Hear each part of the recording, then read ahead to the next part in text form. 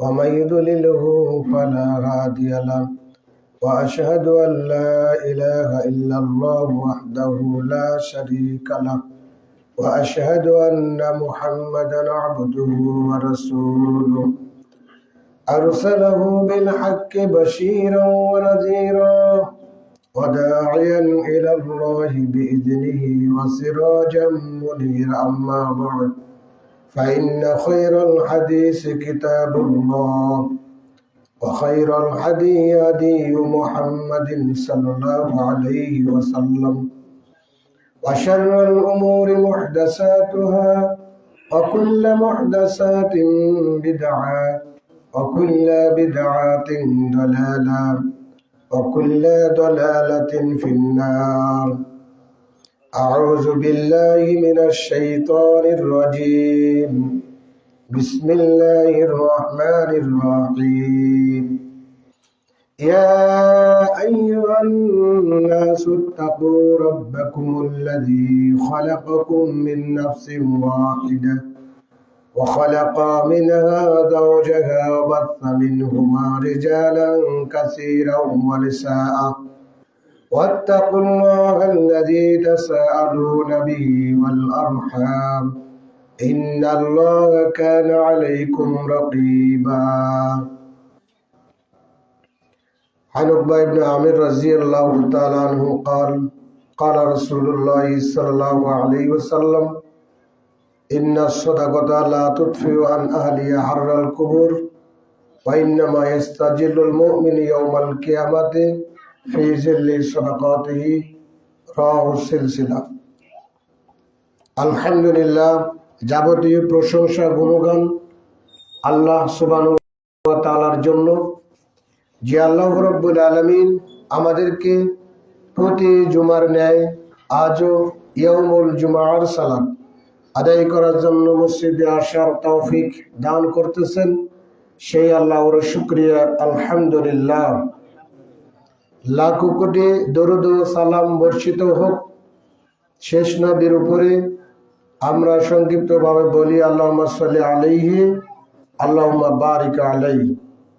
সম্মানিত হাজিরিন, আজ জুমার সংক্ষিপ্ত সময়ের আলোচ্য বিষয় আল্লাহর রাস্তায় দানের ফজিলত। যেহেতু আমরা মুসলিম, আল্লাহ তাআলা আমাদেরকে প্রেরণ করেছেন, কিছু নিয়ম নীতি দিয়েছেন, যে নিয়মগুলি আমাদেরকে মানতে বলেছেন এবং করতেও বলেছেন। অনেক সময় আমরা যা কিছু দান সাদকা বা ওসর জাকাত যেই দেই না কেন, এগুলি আমাদের উপকারে আসে, এইগুলি আমাদের উপকারেই আসে।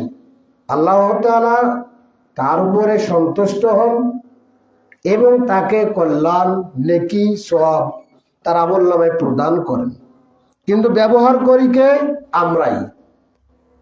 ব্যবহারকারী আমরা, সওয়াবও আমাদের, নেকিও আমাদের, জান্নাতও আমাদের। কিন্তু আল্লাহ চাচ্ছেন যে তুমি আসলে সেটা ব্যয় করো কিনা। এই যে মনে করো আপনাদের মসজিদের কাজ, আমাদের মসজিদের কাজ চলছে, চলন্ত। এই মসজিদে আমরা অনেক সময় দিন রাত অনেকে পরিশ্রম দিই, অনেকে অর্থ দিয়ে সহযোগিতা করি, অনেকেই আমরা বুদ্ধি দিয়ে সহযোগিতা করি। বিভিন্নভাবে এই কার্যকলাপগুলি পরিচালিত হয় এবং সেটা আবার সম্পন্ন হয়। তাই এই উপভোগ করে কে? আমরা। এই যে মসজিদ টিনের চালা, আবার যে মেঝে ঢালাই করা, এগুলি কে উপভোগ করতেছে? আমরা এগুলি ভোগ করতেছি। কিন্তু আল্লাহ চাচ্ছেন যে তুমি আসলেই আমার জন্য তোমার উপার্জিত অর্থ থেকে তুমি ব্যয় করো কিনা, এটা আল্লাহ আপনার আমার দেখতে চাইতেছেন যে আসলে তুমি আল্লাহর সন্তুষ্টি অর্জনের জন্য কাজ করো কিনা। আল্লাহ তাআলা বিভিন্ন নবী রাসূলকে বিভিন্ন ভাবে পরীক্ষা করেছিলেন যে তুমি আসলেই আমাকে ভালোবাসো কিনা। এজন্য আল্লাহ অনেক সময় অনেক নবী রাসূলদেরকে বিভিন্ন বিপদ দিয়ে বিভিন্ন ভাবে আল্লাহ তাআলা নবী রাসূলদেরকে পরীক্ষা করেছিলেন। আর এটা আমরাও জানি যে যারা দুনিয়াতে পরহেজগার মুমিন মুত্তাকি আল্লাহওয়ালা লোক, এদের উপরে আল্লাহর পক্ষ থেকে অনেক ধরনের বিপদ চলে আসে। আল্লাহ তাআলা বিপদের মাধ্যমে তাদের গুনাহগুলি দূর করে দেন। সুবহানাল্লাহ।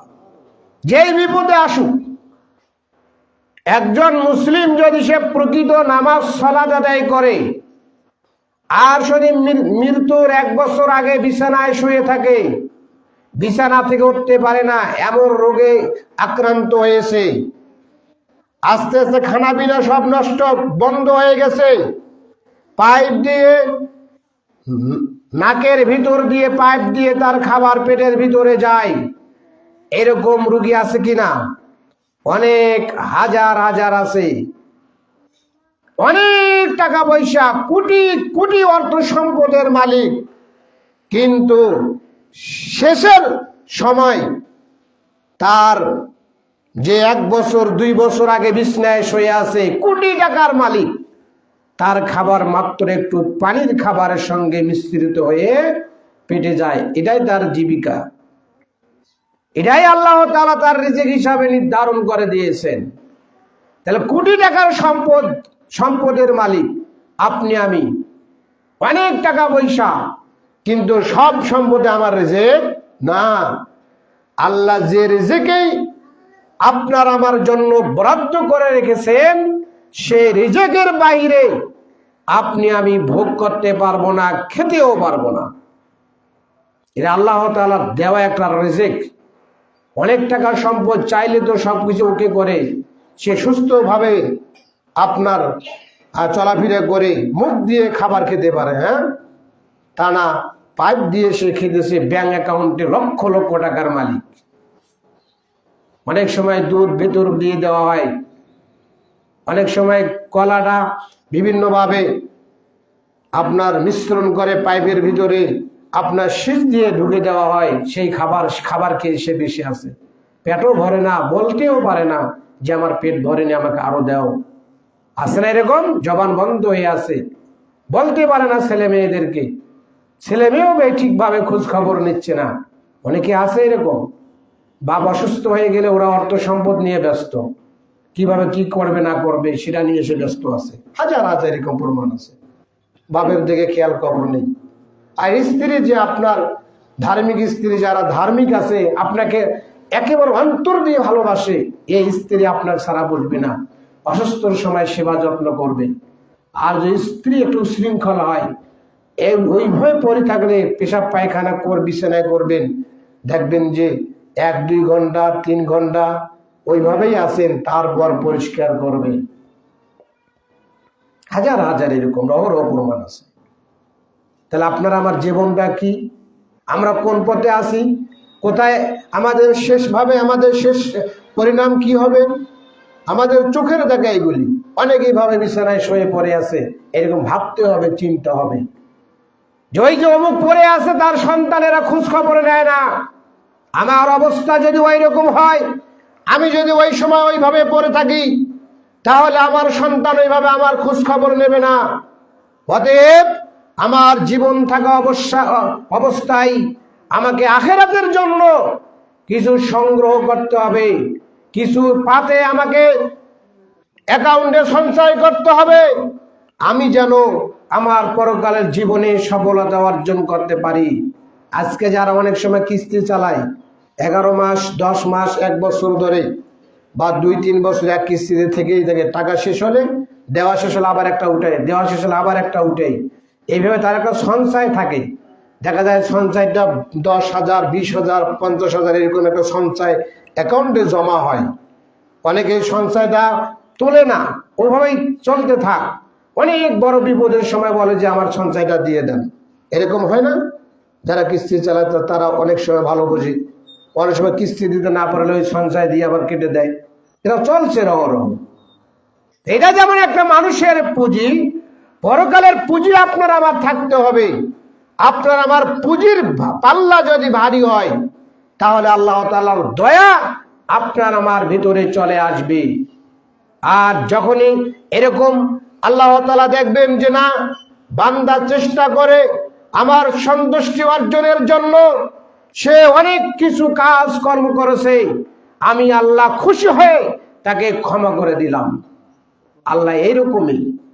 একটি হাদিসে এসেছে, আবু হুরায়রা রাদিয়াল্লাহু তাআলা আনহু বলছেন, আল্লাহ রাসূল সাল্লাল্লাহু আলাইহি সাল্লাম বলেন, শোনো যে গুফির আলাইহি রাতিন মুমিসাতি মাররাবি কালবাল রাসে রাকিন ইয়ালহাসু কাদা ইয়াকতুলুহু।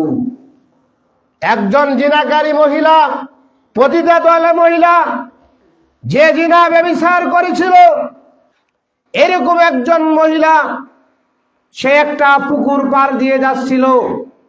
পুকুর পারে যাওয়ার সময় দেখছে একটা কাদা ইয়াকতুলুহু লাতাস, একটা কুকুর পুকুরের উপরে কিনারায় পানির জন্য হাঁপাচ্ছে, মৃত্যুর উপক্রম, মৃত্যু হবে এরকম ভাব সে পড়ে যাচ্ছে, জিহ্বা বাইরে বের হয়ে আছে, চিত হয়ে শুয়ে আছে কুকুরটি, পানির জন্য হাঁপাচ্ছে।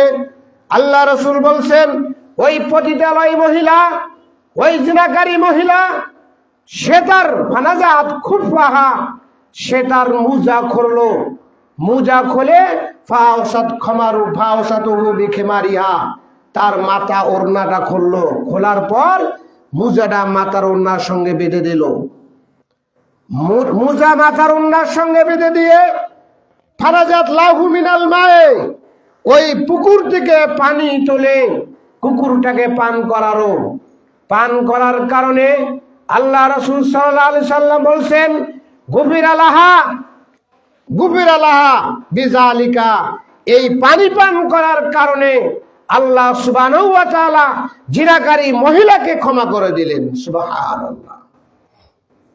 যে জিনার পাপ ক্ষমা হয় না, কেউ যদি জিনা ব্যভিচার করে, আর দুনিয়াতে যে সংসার করা হয়, রাষ্ট্রীয় ব্যবস্থা যদি থাকে, আর যদি স্বীকার করে আমির সাহেব, নেতা সাহেব, আমি অমুকের সঙ্গে জিনা করেছি, মরার পর আমার শাস্তি হবে, অতএব আমি শাস্তি থেকে বাঁচার জন্য এখন আমি দুনিয়াতেই সেই শাস্তি ভোগ করতে চাই। আল্লাহ রাসূল বলছেন, বিয়েদারি যদি বিবাহিত ছেলে মেয়ে, পুরুষ মহিলা জিনা ব্যভিচার করে, আর যদি স্বীকার করে নেয়, রাষ্ট্রীয়ভাবে যদি সেরকম পদক্ষেপ নিয়ে বিবাহ করার পর যে পুরুষ জিনা ব্যভিচার করবে, রাষ্ট্রীয়ভাবে প্রকাশ হয়ে গেলে তাকে কোমর পর্যন্ত মাটিতে পুঁতে ইট পাথর দিয়ে ঢেলে মেরে ফেলতে হবে। আর যদি বিবাহ করার পর কোনো মহিলা জিনা ব্যভিচার করে, আর যদি রাষ্ট্রীয়ভাবে ঘোষণা হয়ে যায়, তাহলে তাকে বুক বরাবর মাটিতে পুঁতে ইট পাথর দিয়ে ঢেলে মেরে ফেলতে হবে। অবিবাহিত ছেলে মেয়ে যদি জিনা করে, রাষ্ট্রীয়ভাবে যদি এটা ঘোষণা হয়ে যায়, তাহলে ছেলেকে 100 লাঠি পিটা করে গ্রাম থেকে, দেশ থেকে তাড়িয়ে দিতে হবে, আর মেয়েকে বাড়িতে বন্দি করতে হবে বিবাহ হওয়ার আগ পর্যন্ত।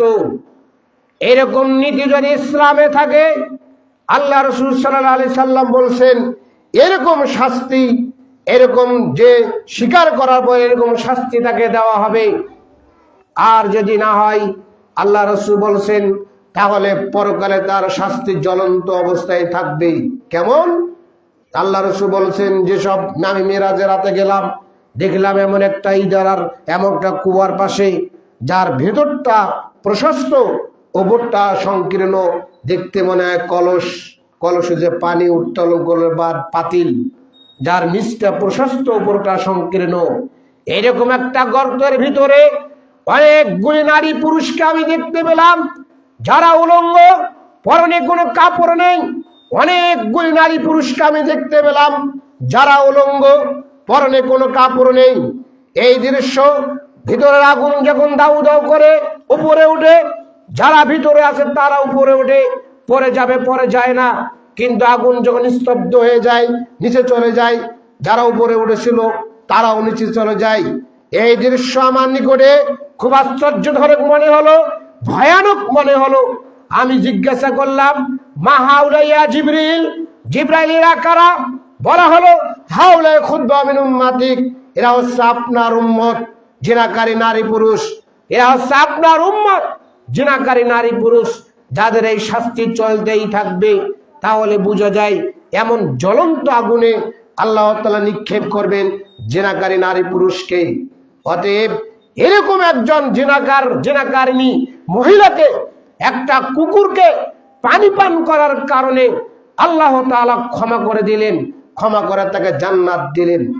সাহাবীগণ বললেন, কিলা লাহা ইন্না লানা ফিল বাহাইমি আজরান। আল্লাহ রাসূল, চতুষ্পদ প্রাণীর ভিতরেও আমাদের সওয়াব রয়েছে, নেকি রয়েছে। চতুষ্পদ প্রাণীর ভিতরেও আমাদের নেকি রয়েছে, সওয়াব রয়েছে। আল্লাহ রাসূল বললেন, শোনো, ফি কুল্লি জাতি কাবিদিন রাতবাতিন, প্রত্যেকটা প্রাণীর ভিতরেই তোমাদের নেকি জড়িত রয়েছে, প্রত্যেকটা প্রাণীর ভিতরেই।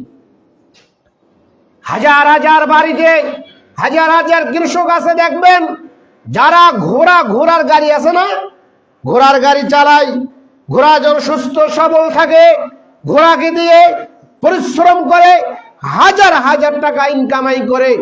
আস্তে আস্তে ঘোড়াটা যখন জীর্ণ শীর্ণ হয়ে যায়, দুর্বল হয়ে যায়, ঘোড়ার শরীরে ঘা ধরে, অনেক পরিবারে যারা ওই ঘোড়ার কামাই খেয়েছিল, ঘোড়াটাকে না খেয়ে মৃত্যুবরণ করায়, না খেয়ে ঘোড়াটা মরে যায়, অথবা চিকিৎসা না করে ঘোড়াটাকে ছেড়ে দেয়।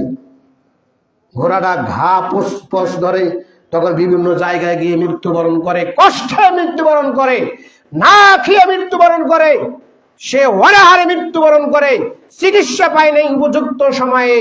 আর যখন সে শক্তিশালী ছিল, সবল ছিল, তাকে খাটিয়ে হাজার হাজার টাকা ইনকামাই করেছে। আর যখনই দুর্বল হয়ে গেছে, তখন তার উপরে অমানবিক আচরণ করেছে, মানবতার পরিচয় দেয়নি। বিচারে কাঠ গড়ায় প্রত্যেকটার হিসাব দিতে হবে। যারা এরকম পশুর সঙ্গে আপনার আমার ব্যবহার খারাপ হবে, অমানবিক আচরণ হবে, পশুর চিকিৎসা হবে না, পশুর খাওয়া ঠিকভাবে হবে না, কিন্তু পরিশ্রম হবে, আল্লাহ তাআলার নিকটের হিসাব দিতে হবে। আপনার বাড়িতে গরু আছে, গরু ছাগল আছে, ভাইরাসের সময় গরু ভাইরাস এসে যায়, ঘোড়ার শরীরে ঘা পচে যায়, দুর্গন্ধ চলে আসে, আপনি উপযুক্ত চিকিৎসায় নেন না, ওই সময় গরুর কাছে গিয়ে হাতটা দিয়ে যে কোনো সময় ঘাটা পরিষ্কার করে দিবেন, দুর্গন্ধ যেন না হয়। এই সময় আমরা অনেকে কাছে যাই না, কান ফুটা হয়ে যায়, গলা ফুটা হয়ে যায়, মাংস ফুটা হয়ে যায়, রক্ত পড়ে, অনেক সময় পোকা ধরে, ওই ভাইরাসের সময় ধরে না, এই জন্য অনেকে আমরা কাছে যাই না। এই জন্য ডাক্তার আসে, যদি বলে যে ভালো চিকিৎসা করতে গেলে প্রতিদিন 500 টাকা করে তোমার ইঞ্জেকশন দিতে হবে, আপনি বলবেন না, একটা 200 টাকারে দেন। আসে না এরকম? এভাবে গরুকে কষ্টের পর কষ্ট অনেক সময় মৃত্যুবরণ তো করবেই, কিন্তু উপযুক্ত চিকিৎসা আপনাকে আমাকে নিতে হবে, তার সেবা যত্ন করতে হবে। কারণ আমি যখন লালন করেছিলাম, যে আমি এই গরুটাকে 1 বছর বসে 40,000 টাকা দিয়ে নিয়েছি, 2 লক্ষ টাকা বিক্রি করব।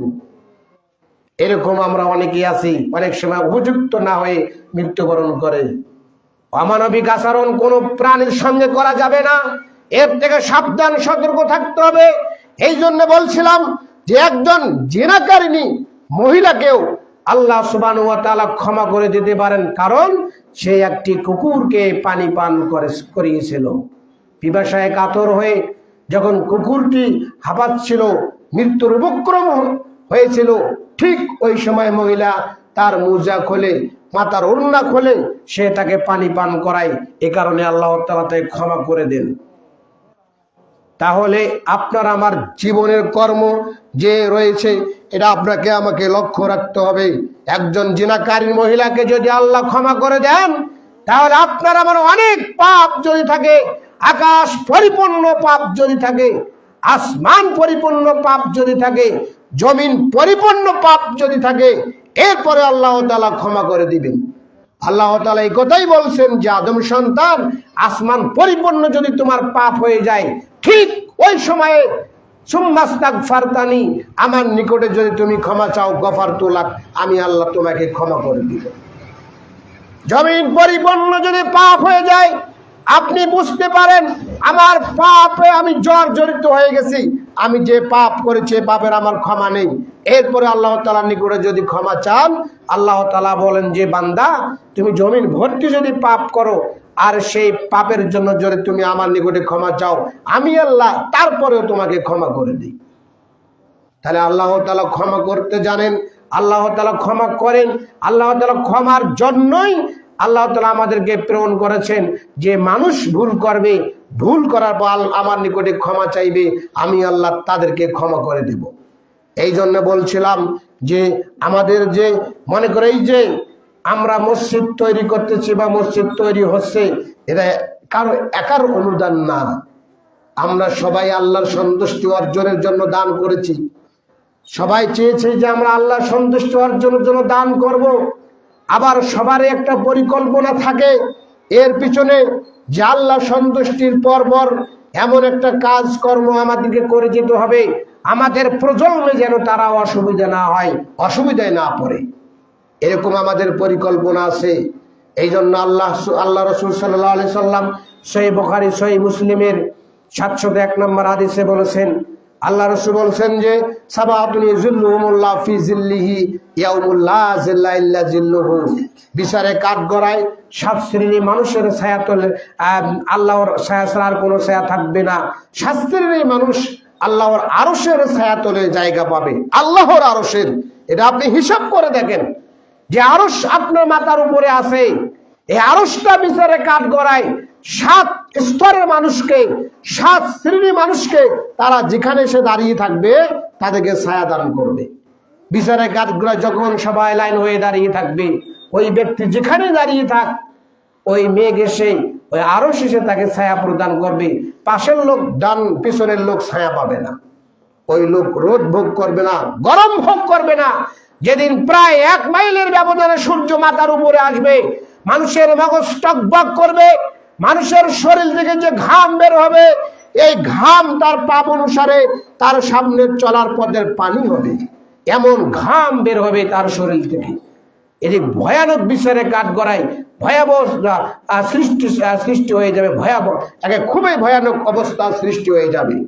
মানুষ সামনে দেখতে পারবে না কে দাঁড়িয়ে আছে, পিছনে মাথা ঘোরার সময় থাকবে না কে দাঁড়িয়ে আছে, আপনার ডানে বামে কে দাঁড়িয়ে আছে কথা বলতে পারবেন না। আল্লাহ রাসূল একদিন বললেন যে শোনো আয়েশা, বিচারে কাঠগড়ায় এমন অবস্থা হবে, নারী পুরুষ সবাই একাকার হয়ে দাঁড়াবে, ভেদাভেদ থাকবে না, কারো পরনে কোনো কাপড় থাকবে না, কারো পরনে কোনো জুতা থাকবে না। আয়েশা রাদিয়াল্লাহু তাআলা আনহা বললেন, আল্লাহ রাসূল আপনি বলেন কি, এই অবস্থা যদি সৃষ্টি হয় তাহলে একজন আরেকজনের প্রতি তো লক্ষ্য করবে, কারো শরীরে যখন কাপড় থাকবে না, এরকম যদি হয়, ভেদাভেদ নাই, সবাই একাকার হয়ে কাতারে দাঁড়িয়ে যায়, তাহলে একজন আরেকজনের প্রতি তো লক্ষ্য করবে। আল্লাহ রাসূল বলে, আয়েশা বিচারে কাঠগড়ায় এমন ভয়াবহ শুরু হবে, মানুষ চোখ টের পানোর সময় পাবে না। চোখ যে টের পাবে এই সময় মানুষটুকু পাবে না। ওয়ালিল্লাহিল হামদ, সেই দিন শুধু আল্লাহর ক্ষমতা চলবে, আল্লাহর যত ক্ষমতা সবকিছু আল্লাহ তাআলা প্রয়োগ করবেন, আর কোন মানুষের ক্ষমতা থাকবে না। এরকম বিচারে কাঠগড়ায় ভয়াবহতা শুরু হবে। সেরকম জায়গায়, সেরকম স্থানে দাঁড়িয়ে, সেরকম কঠিন শাস্তির মুখোমুখি হয়ে, এত কঠিন শাস্তির মুখোমুখি হয়েও কত মানুষগুলোকে আল্লাহর আরশের ছায়াতলে জায়গা দেবে, সেটাও 7 শ্রেণীর মানুষ। তার মধ্যে একটি হচ্ছে আল্লাহ রাসূল বলেছেন, ওয়ারাজুলুন তাসাদ্দাকা বিসাদাকাতিন ফাআখফা হাত্তা লা তা'লামা শিমালু মা তুনফিকু ইয়ামিনু, যে এমন ব্যক্তি, যে ব্যক্তি দান করলো, ডান হাতে বাম হাত জানতে পারলো না সে কি দান করলো, মানে একেবারে গোপনীয় দান।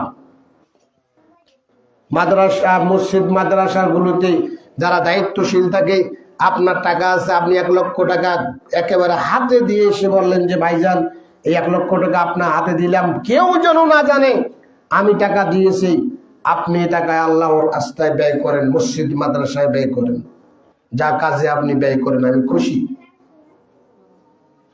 এরকম দানবীর হতে হবে, গোপনীয় দান করতে হবে।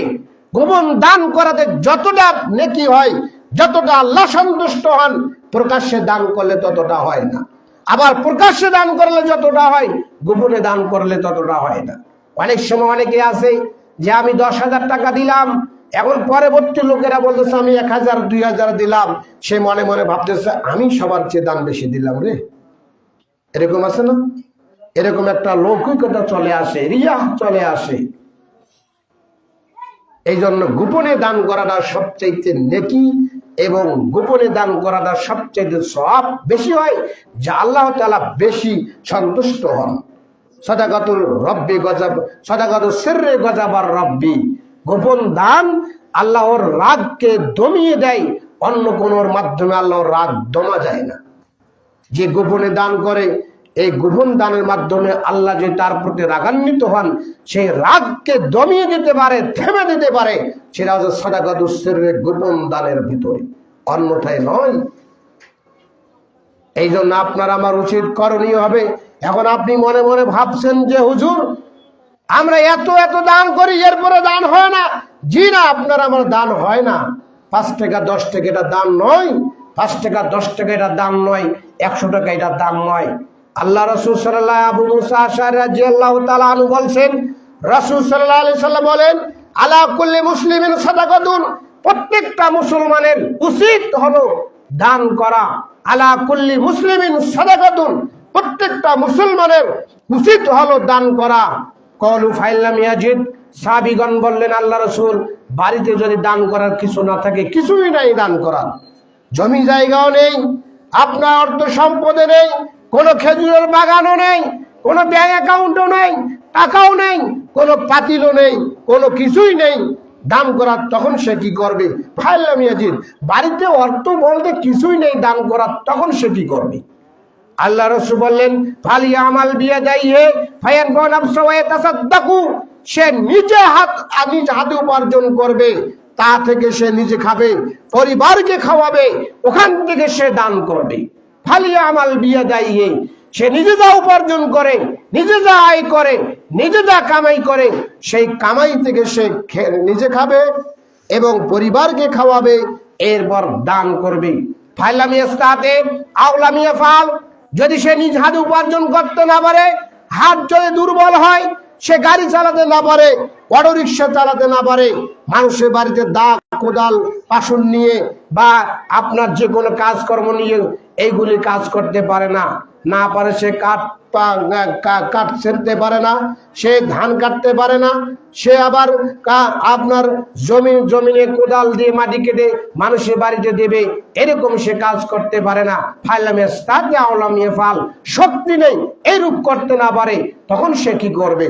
আল্লাহ রাসূল বললেন, ফায়ুইনুজাল হাজাতিল মালহুবা, তাহলে যারা শারীরিক দুর্বল, আপনার হাত দুইটা নেই, উপার্জন করতে পারেন না, পাশের লোক যারা অসুস্থ আছে, যারা শারীরিক দুর্বল, তাদেরকে সহযোগিতা করবে, যে কোনো ভাবেই হোক, বুদ্ধি দিয়ে, মেধা শক্তি দিয়ে তাকে সহযোগিতা করবে। এই অমুক, তোমার বাপ ওখানে অসুস্থ অবস্থায় আছে, এখনো তোমরা গোসল দেওয়া নেই, তাকে গোসল দেওয়ার ব্যবস্থা করো, তেল সাবান তার শরীরে লাগাও, এরকম উপদেশ দিতে হবে।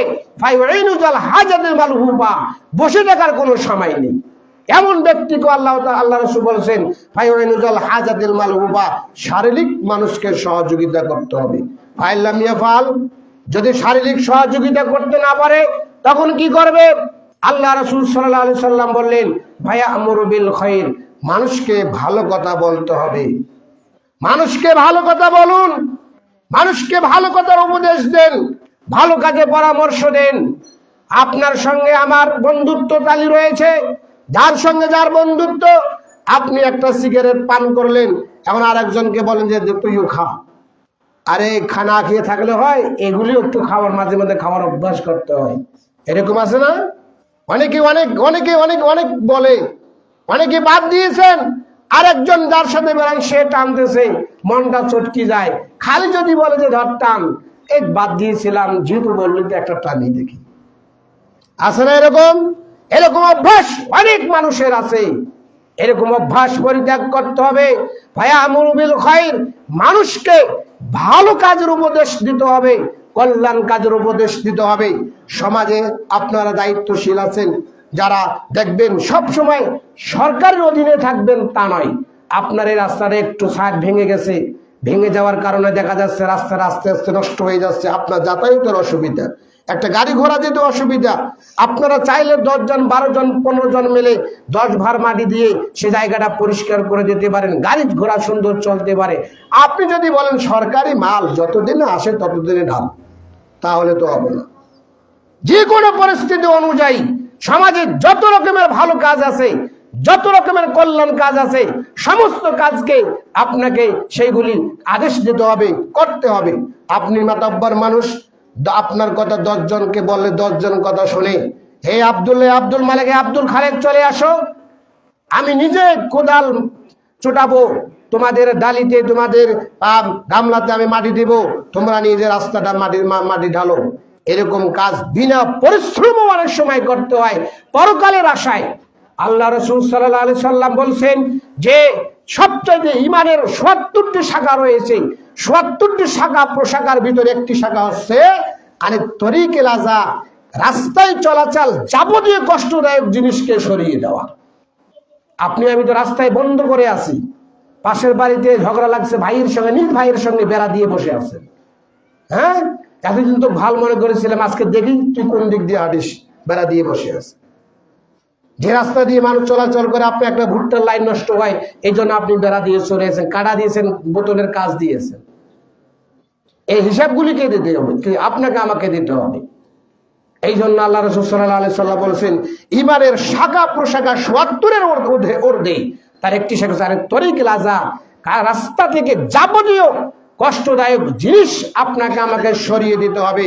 শুধু আপনি যদি একটা ফ্যামিলিকে পরিচালনা করতে না পারেন, একটা মসজিদকে পরিচালনা করা আপনার আমার জন্য কষ্ট হয়, একটা মাদ্রাসাকে প্রতিষ্ঠানকে পরিচালনা করা আপনার আমার জন্য কষ্ট হয়, যারা একটা দেশ পরিচালনা করে তারা কত কষ্টে থাকে, এটা আপনি আমাকে হিসাব করতে হবে না? এই জন্য সমাজের ছোট ছোট কাজগুলি আপনাকে আমাকে এগিয়ে আসতে হবে। আল্লাহ রাসূল বলে ফায়ামুরু বিল খায়র, ভালো কাজের আদেশ দিবা, অন্যায় থেকে নিষেধ থাকবা। ফাইলাম ইয়াফআল, যদি ভালো কাজের আদেশ করতে না পারে তখন সে কি করবে? আল্লাহ রাসূল বললেন ফায়ুমসিকু আনিশ শাররি, এখন নিজেকে পাপ থেকে বাঁচাও। নিজেকে পাপ থেকে বাঁচাও মানে যত রকমের চায়ের দোকানে চা খাওয়া থেকে দূরে থাকুন। যে চায়ের দোকানে টিভি সারি দিয়ে বসে আছে, ওই চায়ের দোকানে চা খাওয়া থেকে দূরে থাকুন। যে দোকানে টিভির মাধ্যমে বেচা কিনা করা হয়, আপনি সেখানে 5 মিনিট পরে চা খাবেন, 5 টাকাও দিলেন, 10 টাকাও দিলেন, আবার গুনাহ অর্জন করলেন, পাপ থেকে বাঁচতে পারলাম না। ফায়ুমসিকু আনিশ শাররি, সব কাজ তুমি যদি করতে না পারো, দান করতে না পারো, নিজ খাতে উপার্জন করে নিজে খাও, পরিবারকে খাও, সেখান থেকে দান করো। তাও যদি করতে না পারো, যারা শারীরিক দুর্বল তাকে সহযোগিতা করো। তাও যদি করতে না পারো, মানুষকে ভালো কাজের আদেশ দাও। তাও যদি করতে পারো, সমাজে যত রকম অন্যায় অবিচারের কাজ আছে সবগুলিকে মিটিয়ে দাও, ওইগুলি বাদ দিয়ে ভালো কাজ প্রয়োগ করার চেষ্টা করো। তাও যদি করতে না পারো, তাহলে নিজেকে এখন পাপ থেকে বাঁচাও। আল্লাহ রাসূল সাল্লাল্লাহু আলাইহি সাল্লাম বলেছেন ফাইন্না লাহু সাদাকাতুন, এখন নিজেকে পাপ থেকে বাঁচাও একটা দান, যে আমি নিজেকে পাপ থেকে দূরে রাখলাম। এরকম পরিকল্পনা আপনার আমার ভিতরে থাকতে হবে, তাহলে আপনি আমি সফলতা অর্জন করতে পারবো, অন্যথায় নয়। আসলেন মসজিদে, আসলেন 2 রাকাত সালাত আদায় করলেন, 4 রাকাত আদায় করলেন, আবার চলে গেলেন, আবার যাবতীয় অন্যায় কাজের সঙ্গে জড়িত হলাম, জি না, এরকম চলবে না। দুনিয়া এরকম চলতে পারে, পরকালী ভাবে চলে না। পরকাল চলে পরকালের নীতিতে, পরকালের গতিতে, পরকালের নিয়ম অনুযায়ী। আপনাকে আমাকে সেই নিয়ম অনুযায়ী ফলো করতে হবে। তাহলে ফলোটা হবে কার? মুহাম্মদ সাল্লাল্লাহু আলাইহি সাল্লামের। মুহাম্মদ সাল্লাল্লাহু আলাইহি সাল্লাম যেভাবে রাষ্ট্রকে সংস্কার করেছেন, যেভাবে রাষ্ট্রের পরিবর্তন এনেছেন, যেভাবে রাষ্ট্রের মূলকে ঘুরিয়ে দিয়ে কোরআন এবং সুন্নাহর কাজকর্মগুলি আপনার আমার ভিতরে ছড়িয়ে দিয়েছেন, সেই কাজকর্মগুলি আপনাকে আমাকে প্রয়োগ করতে হবে, তাহলে জান্নাত পাওয়া যাবে, অন্যথায় নয়। এই জন্য বলছিলাম যে আল্লাহর রাস্তায় দান একটা ব্যতিক্রম জিনিস, যা আপনার অর্থ থাকলে আপনাকে অর্থ দিয়ে সহযোগিতা করতে হবে। বাড়িতে অর্থ নেই, বুদ্ধি দিয়ে সহযোগিতা করতে হবে। বুদ্ধিও দিতে পারেন না, ভোদায় লোকের মানুষ, ভোদায় লোক থাকে না অনেকে, তার বুদ্ধি সমাজে কেউ নেয় না, কিন্তু তারা পরিশ্রম দিতে পারে। পরিশ্রম দিয়ে আপনাকে সহযোগিতা করতে হবে। শারীরিক দুর্বল, পরিশ্রম দিতে পারেন না, আপনার বাড়িতে যদি একটা ভার থাকে, দুটো ডালি থাকে বা একটা কোদাল থাকে যে সমাজের কাজে লাগতে পারে, এটাকে সহযোগিতা করতে হবে। অথবা কিছুই করতে পারেন না, একটা অটো রিক্সা আছে, একটা অটো ভ্যান আছে যে 100 বস্তা সিমেন্ট বহন করতে পারে, 50 বস্তা সিমেন্ট বহন করতে পারে। আচ্ছা, যত বাজারে সিমেন্ট দিবে আজকে মসজিদ মাদ্রাসায় এই সমাজের ভালো কাজগুলি করার জন্য, আমি তো টাকা দিতে পারবো না, অর্থ নেই, আমার এই গাড়িটাই হচ্ছে মূলধন, আজকে গাড়িটা আমি সারাদিন ছেড়ে দিলাম। এরকম কাজগুলিকে আপনাকে আমাকে সহযোগিতা করতে হবে, তাহলে আপনি আমি পরকালে বেঁচে যেতে পারবো, অন্যথায় নাই। অতএব বলছিলাম যে আল্লাহ রাসূল সাল্লাল্লাহু আলাইহি সাল্লাম একটি হাদিসে বলেছেন, বুখারী মুসলিমের হাদিস, মিশকাতুল মাসাবিতে হাদিসটি এসেছে।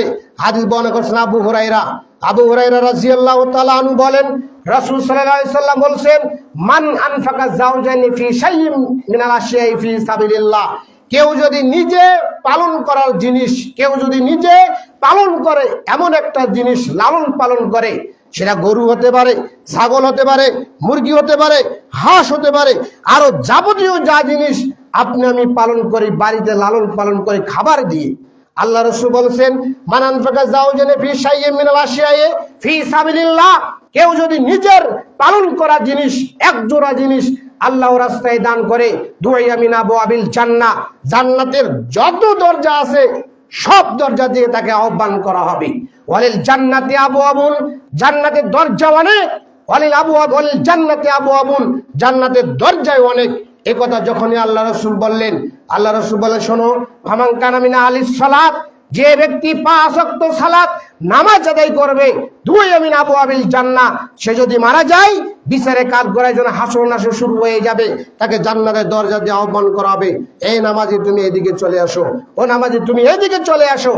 আমরা যেমন মাঝে মধ্যে রাস্তায় দাঁড়িয়ে থাকি, একটা যদি রিক্সাওয়ালা যায়, বলে এ রিক্সাওয়ালা, এভাবে আমরা বলি না, ও রিক্সা, ও অটো ভ্যান চালো, এরকম আমরা, কারণ আমরা তো তার নাম জানি না, এরকম সম্বোধন করে থেকে আমরা দেখি, ওনারা বুঝতে পারে যে গাড়ি আমাকে ব্রেক করতে হবে, তারা গাড়ি ব্রেক করে আপনারা আমার জন্য আমাকে গাড়িতে উঠায়, সেখান থেকে তারা একটা বেনিফিট পায়, তা দিয়ে তারা সংসার পরিচালনা করে।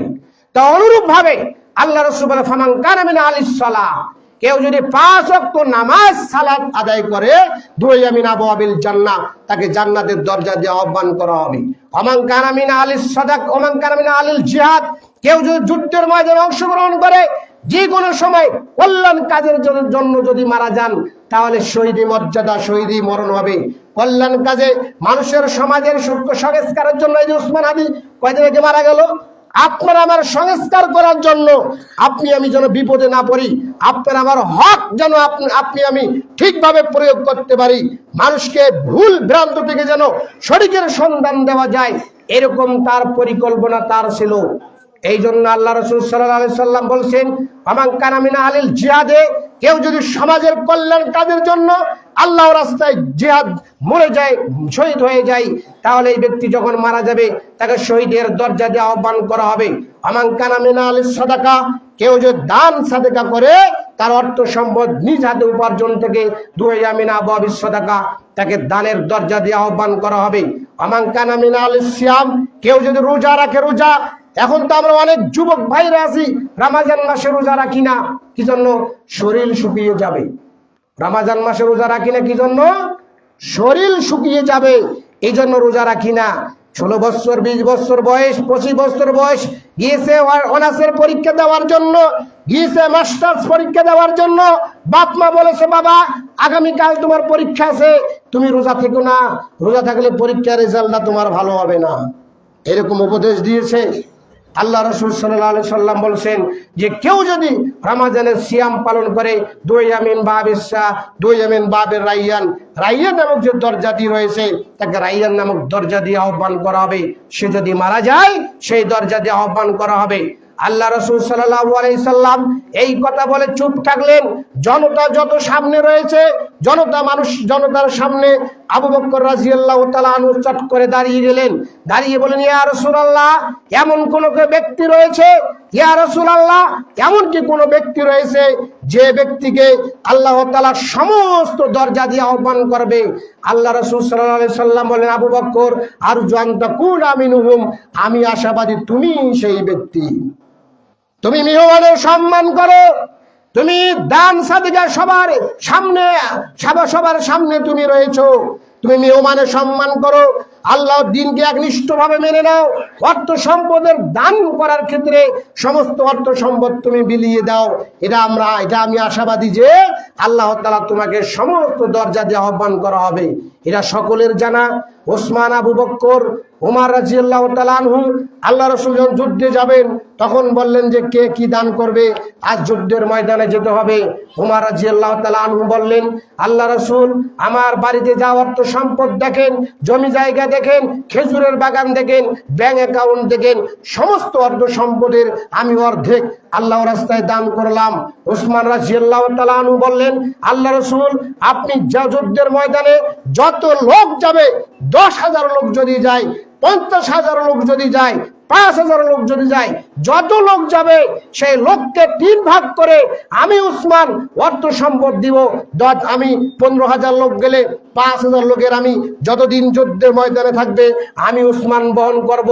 যত অস্ত্র লাগবে আমি উসমান দিব, যত বাহন লাগবে, গাড়ি ঘোড়া লাগবে, বিমান লাগবে আমি উসমান দিব, 5,000 লোকের যত খাবার লাগে আমি উসমান দিব। মানুষকে 3 ভাগ করে যা লাগে সবকিছু আমি বহন করব। আবু বকর রাদিয়াল্লাহু তাআলা আনহু বললেন, আল্লাহ রাসূল আপনি যাই দেখেন আমার বাড়িতে আমি তাই সবকিছুই দান করলাম, আর বাড়িতে কিছু রাখলাম না। তুমি বাড়িতে কে রেখেছো? আল্লাহ এবং তার রাসূলকে রেখে আসলাম, আমি সবকিছু আল্লাহর রাস্তায় দান করলাম। এই জন্য আল্লাহ রাসূল বলেছেন যে আল্লাহ আবু বকর আমি আশাবাদী যে তুমি সেই ব্যক্তি, তোমাকে অনেক দরজা দিয়ে সমস্ত দরজা দিয়ে আল্লাহ তাআলা তোমাকে আহ্বান করবেন। এই জন্য বলছিলাম যে যেহেতু আমরা সমাজের মানুষ, প্রায় মসজিদ হয়তো 1 বছর 2-1 মাস 3 মাস হয়েছে বা 1 বছরের কাছাকাছি, তা না, এরকম না, মানে 1 বছর পার হয়ে গেছে। আপনি কি হিসাব করেছেন? এটাকে কোনো সময় পরিকল্পনা করেছেন যে এই মসজিদে কত লক্ষ টাকা আপনি ব্যয় করেছেন বা কাজটি সম্পন্ন হয়ে গেল? আপনার আমার জমি তো 5 শতক ক্রয় করার ক্ষেত্রে তো 6-7 লাখ টাকা, 7.5 লাখ টাকা চলে গেছে। মসজিদ নির্মাণ কাজকর্ম ছিল, মসজিদে অনেক কাজ ছিল, আবার মসজিদের কারেন্ট বিল, ইমাম মুয়াজ্জিনদের বেতন প্রায় 9 লক্ষ টাকা আপনি অ্যামাউন্ট ছাড়িয়ে গিয়েছে। এরকম টাকা কে দিয়েছে? আপনি দিয়েছেন 5 টাকা, 10 টাকা, কেউ দিয়েছে 5,000, কেউ দিয়েছে 10,000, কেউ দিয়েছে 15,000, কেউ দিয়েছে 50,000। এই সকলের একটা সহযোগিতা, আন্তরিকের সহযোগিতার মাধ্যমে 1 বছরের ভিতরে 9 লক্ষ টাকা, 10 লক্ষ টাকার কাজ হয়েছে। তাহলে এটা আপনি একটা হিসাব করেন, কারণ কি? এটা আপনার আমার একান্ত আন্তরিকের সহযোগিতা ছিল যে না আমাদেরকে এই কাজটা করতেই হবে। কাজ করতে করতে আপনি যদি অবহেলা করেন যে না আর পারতেছি না, তাহলে তো হবে না। এখন আপনার আমার সামনে আরো প্রায় 5 শতক জমি ক্রয় করতে হবে। 5 শতক জমি ক্রয়ের জন্য আপনাকে আরো আন্তরিকভাবে দান সাদেকা করতে হবে। 5 শতক জমি বায়না করতে হবে। কত লক্ষ টাকা বায়না করা যায়? 5,000 করা যায় না 50,000 করা যায় না 1 লক্ষ করা যায়? 1 লক্ষ টাকা যদি বায়না করা যায়, 90টি ঘর আছে, বলতে হবে আমি 1,100 টাকা দান করব। এইভাবে দিয়ে 1 লক্ষ টাকা আপনাকে নিতে হবে। যদি 2 লক্ষ টাকা বায়না করা যায়, এক একজন বলতে হবে আমি 2,000 করে টাকা বায়না করতে দিব। মানুষের কাছে চাইতে হয় না। আপনি 90 ঘর আছেন, 7 লক্ষ টাকা যদি লাগে তো 7,000 টাকা করে দিবেন, তাই না? 7,000 টাকা এককালীন যদি দান করে দেন, আজই আপনার আমার জমি বাবদ আপনার কাগজ রেডি হয়ে যাবে। আপনি একটা বাজারে ফ্রিজ কিনতে গেছেন ক্যাশ টাকা ধরে 50,000 টাকা, 5 বছর 1 বছর ফ্রিজটা আবার নষ্ট হয়ে যায়, আবার 1,000-1,500 টাকা দিয়ে ভালো করতে হয়। কিন্তু আপনি আমি পরকালের যে হিসাব, যে চুক্তি, যে জান্নাত পাবো, এই জান্নাত যে একটি বেদ, এই যে একটা লাঠি আছে, এই লাঠিটা যে জায়গাটুকু বহন করবে জান্নাতে, আল্লাহ রাসূল বলছেন সারা পৃথিবীর অর্থ সম্পদ যা আছে, ওর ভিতরে যা আছে সবকিছু বিক্রি করলে এই জায়গাটুকুর সমপরিমাণ হবে না। সুবহানাল্লাহ। এরকম একটি জায়গা, আর এটা আপনি তো সবাই আপনার আমার জানা হাদিসের মান বানা লিল্লাহি মাসজিদান বানাল্লাহু লাহু বাইতান ফিল জান্নাহ, যে ব্যক্তি মসজিদ নির্মাণ কাজে সহযোগিতা করে, যে কোনো কাজে, আল্লাহ তার জন্য খুশি হয়ে একটা জান্নাতে ঘর নির্মাণ করে দেন। সুবহানাল্লাহ। এই জন্য আপনাকে আমাকে আন্তরিকভাবে কাজে এগিয়ে আসতে হবে। যাদের সামনে 5 শতক জমি আরো আছে, এই 5 শতক জমি কিভাবে বায়না করা যায়, যুবক ভাইরা যারা আছেন, আপনি অনেক সময় মাসে 300 টাকা 500 টাকা এমবি ভরে আপনার ফ্রি ফায়ার গেম খেলে আপনি নষ্ট করে দিচ্ছেন। অনেকে ইউটিউব বা ফেসবুক চালিয়ে 500 টাকা এমবি ভরতে হয়। 25 জিবি ভরালে, 30 জিবি ভরালে 500 টাকা 600 টাকার কম হয় না। এই টাকাটা আপনি যেভাবে সংগ্রহ করেন, আপনি মনে মনে ভাববেন এই 1 মাস 2 মাসের জন্য আমি এই 1000 টাকাও আমিও আল্লাহর রাস্তায় দান করব। শুধু আমার আব্বা দান করে, আমি কেন পারবো না? এরকম কাজে সবাইকে, যুবক ভাইরা যারা আছেন সবাইকে এগিয়ে আসতে হবে। যারা মুরব্বীগণ আছেন তাদেরকে এগিয়ে আসতে হবে। যারা যুবক নন, মুরব্বী নন, মধ্যবয়সীর লোক, তাদেরকেও এগিয়ে আসতে হবে। সবাইকে পদক্ষেপ নিতে হবে। যে ভালো মানের চলে সে 10,000 দিবে, যে একটু তার চেয়ে কম চলে সে 5,000 দিবে, যে তার চেয়ে একটু কম চলে সে 3,000 দিবে, যে তার চেয়ে একটু কম চলে 2,000 দিবে। অনেক মা বোন মসজিদে এসেছেন নামাজ আদায় করার জন্য, 5টা ছাগল আপনি পোষেন, মনে মনে ভাবছেন এবার এই ছাগলটা আমার গাভীন গর্ভ হয়েছে, আমি এই বাচ্চা যদি হয়, একটা বাচ্চাকে আমি ওই নাতিকে দেব, আর একটা বাচ্চাকে ওই নাতনিকে দেব। এরকম আছে না মা বোনেরা নাতি নাতনির জন্য দান করে? এরকম অনেক পরিকল্পনা করেন। আপনিও পরিকল্পনা করুন যে আমার এই ছাগলের বাচ্চাটা যদি বড় হয়ে যায়, তাহলে ইনশাআল্লাহ আমি এই ছাগলের বাচ্চাটা বাইতুন নাজাত জামে মসজিদের জন্য দান করব, জমি ক্রয় বাবদ নির্মাণ কাজে। দেখবেন আল্লাহর রহমতে আপনার ছাগলের বাচ্চাটা সহি সালামতে থাকবে, আপনার ছাগলটাও সহি সালামতে থাকবে। আল্লাহ চাইলে আপনাকে আরো এর চেয়ে ডবল জিনিস প্রদান করবেন। যেহেতু আল্লাহ রাসূল বলেছেন যে লালিত পালিত জিনিস থেকে 1 জোড়া জিনিস দান করে আল্লাহ তাআলা তাকে জান্নাতের সমস্ত দরজা দিয়ে তাকে আহ্বান করবেন। অতএব আসুন আমরা যেন সামনে যেন 5 শতক জমি অবহেলা না করে চূড়ান্ত সিদ্ধান্ত নিয়ে অল্প সময়ের ভিতরে যেভাবেই হোক না কেন এই 5 শতক জমি যেন আমরা ঠিকভাবে ক্রয় করতে পারি। আল্লাহ তাআলা যেন আমাদেরকে সেভাবে আন্তরিকভাবে সকলকে একেবারে ঐক্যভাবে যত মতভেদ মতনৈক্য রয়েছে সব মতনৈক্য যেন ধূলিসাৎ করে দিয়ে আমরা সকলেই একাত্ম হয়ে মসজিদের কাজে যেন আমরা এগিয়ে আসতে পারি। আল্লাহ তাআলা আমাদের সকলকে যেন সেভাবে কবুল করে নেন, বলি আমিন।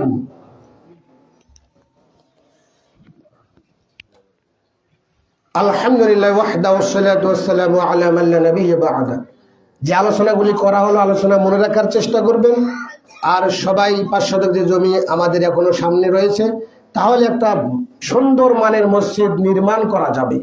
যে মসজিদের ব্যানারে আপনারা দেখতেছেন ডিজাইন করা হয়েছে, যেন আমাদের এই আশাটা পূরণ হয় অল্প সময়ের ভিতরে। সেভাবে আপনাকে আমাকে সেভাবে কাজে এগিয়ে আসতে হবে। আল্লাহ তাআলা আমাদের সকলকে যেন সেভাবে এগিয়ে আসার তৌফিক দান করেন। সকলে বলি আল্লাহুম্মা আমিন। একজন বোন ছিল যিনি মসজিদের দান করেছিলেন এক সময়, তিনি মৃত্যুবরণ করেছেন।